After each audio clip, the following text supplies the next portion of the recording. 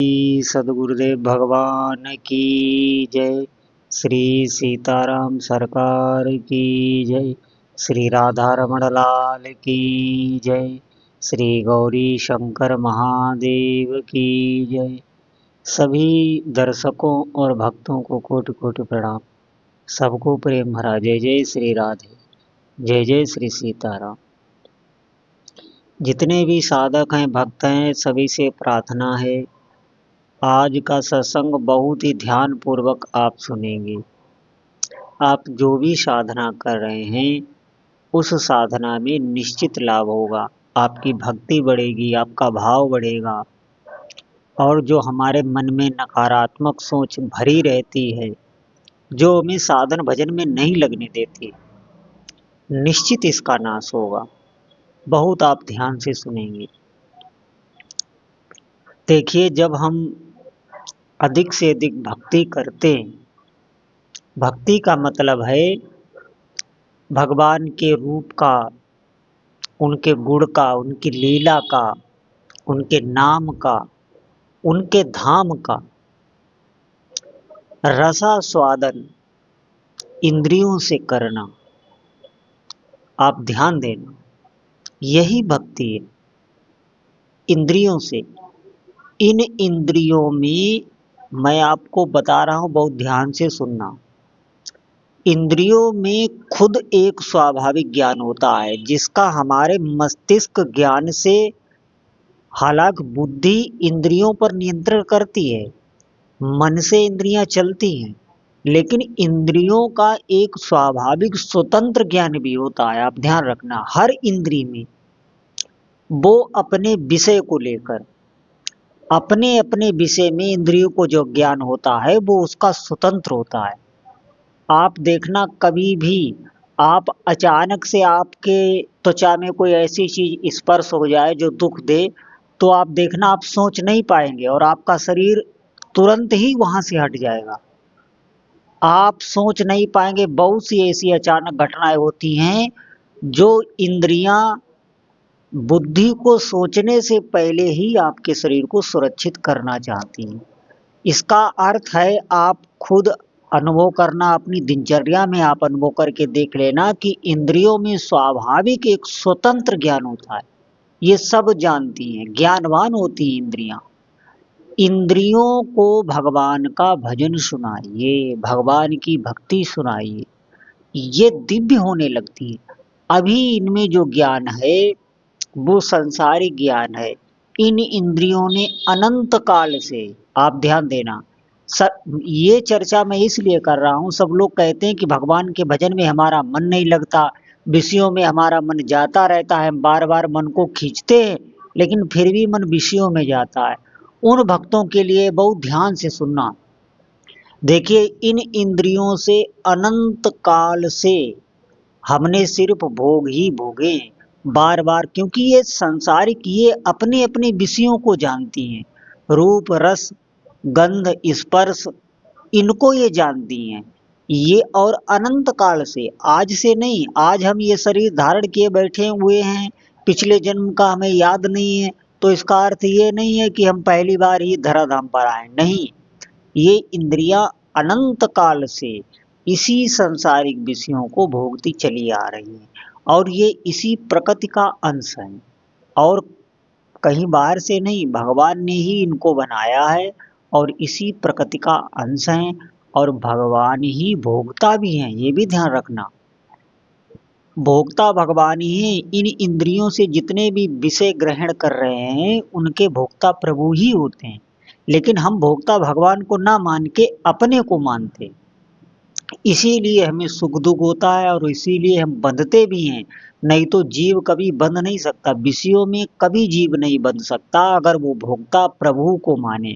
जो भी वस्तु आपको अच्छी लगती हो, पहले प्रभु को निवेदित करें और उसके बाद उसे ग्रहण करें, भगवान की कथा का श्रवण करें।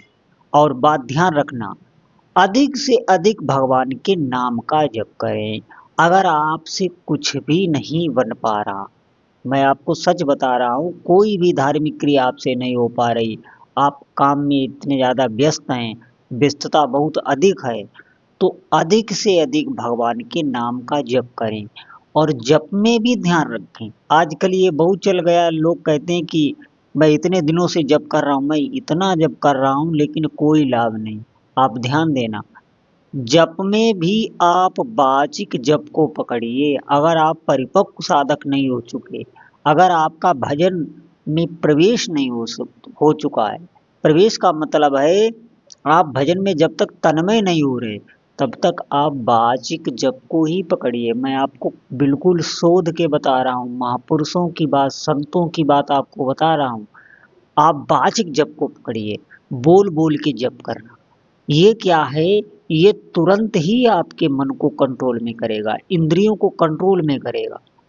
धीरे धीरे ये ऐसा कर देगा कि आपका स्वाभाविक ही जप चलेगा।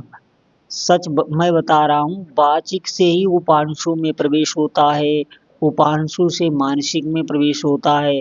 जब तक आप वाचिक में परिपक्व नहीं हुए, वाचिक का मतलब है बोल बोल के नाम जप करना, इन इंद्रियों को सुनाना, बार बार इन इंद्रियों को भगवान का नाम सुनाना। आप ध्यान रखना, सुनते सुनते ये पवित्र होने लगेंगी।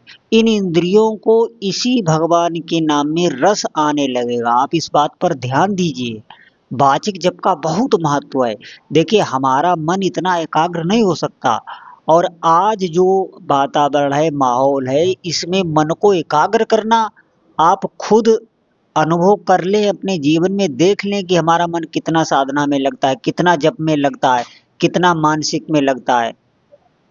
आप मानसिक करेंगे, आपको नींद आने लगेगी, बिल्कुल जप नहीं होता, किसी प्रकार भी ध्यान नहीं लगता। कहने को कोई कुछ भी कहे, लेकिन ध्यान और जप मानसिक होना, ये सिर्फ बातें रह गई हैं।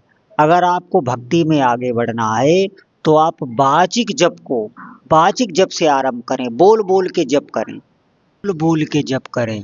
मैं आपको सच बता रहा हूँ, अगर आपका फिर भी मन नहीं लग रहा, वैसे ये मानने वाली बात नहीं है, मैं आपको अनुभव करके बता रहा हूँ। आज से ही आप आरंभ करें, आप बोल बोल के जप करें, और समय के अनुसार कम से कम 40 मिनट तो आपका जप होना ही चाहिए। आपको आज से ही लाभ आरंभ हो। अभी तक आप अगर भ्रमित होते रहे, आपको जप में शांति नहीं मिली है, तो आज से आप करें। कम से कम 40 मिनट तक आपको करना है। आज से ही मैं आपको दावे के साथ कहता हूँ, आज से ही आपको एक दिव्य अनुभव प्राप्त होगा, जो अभी तक आपको नहीं प्राप्त हुआ। आप इस बात को समझें, इतना महत्व है वाचिक जप का। वाचिक जप संकीर्तन का कार्य करता है, वो संकीर्तन ही हो जाता है।